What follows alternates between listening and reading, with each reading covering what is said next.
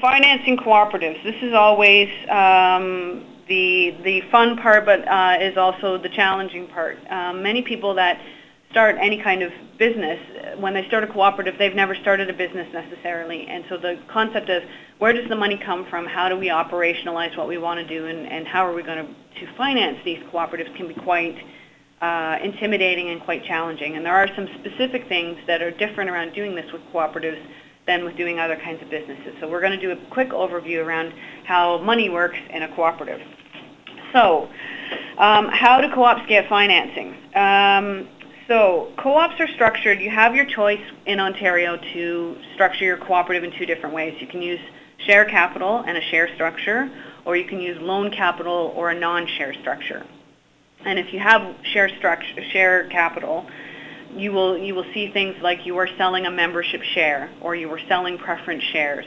And if you're structured without that, you will see terminology like you are taking a membership fee from your membership, or you are requiring what's called a mandatory member loan to the cooperative.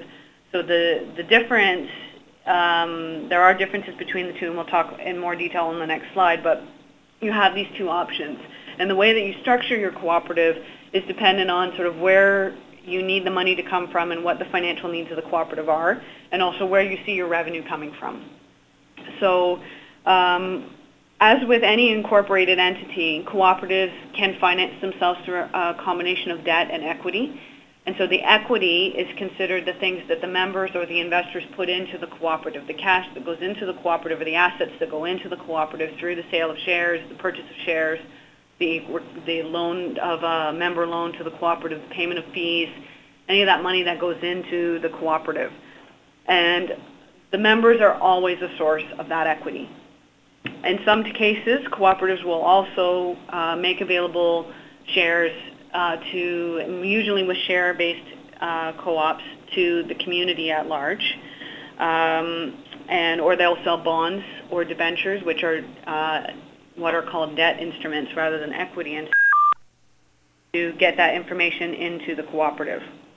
Co-ops can also take on debt. Because they're an incorporated entity, that allows the co-op to get something like a commercial mortgage for a piece of property, or to take a long-term or a short-term loan to finance a piece of equipment, which is different. It would be similar as you as an individual going and trying to arrange for a loan or a mortgage of some type, but the cooperative can do that on behalf of its membership.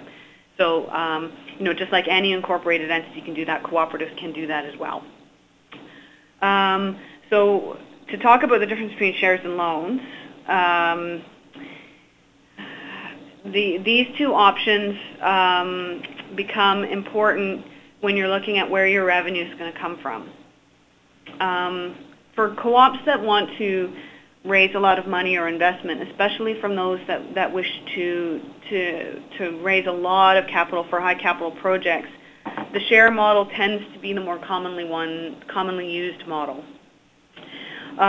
Without share capital, a non-share capital model or a loan capital model tend to be used more for cooperatives that wish to seek non-profit tax status. And this is around the rules that Revenue Canada has around what can be considered a non-profit or a for-profit organization. So for co-ops that are seeking government contributions or grants from foundations or contributions from people that require that an organization have non-profit tax status, they will often incorporate using a non-share or a loan capital model. And this allows, because of the rules that Revenue Canada has, they need to see that type of structure in order to have them satisfy their criteria.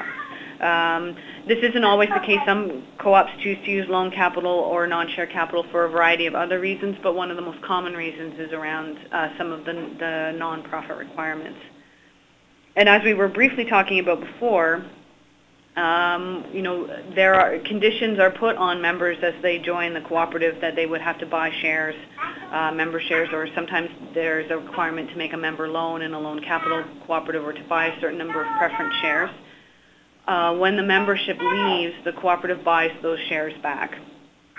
And the only time that they're not permitted to do that is if say they didn't have enough money in the bank, and to buy those shares or to redeem those loans would put the cooperative at financial risk or make it go bankrupt. They're not. The board is actually prohibited from redeeming those member shares. And again, around the idea that the cooperative needs for the long term, and they can't sacrifice the long-term survivability of that co-op just to pay one member off.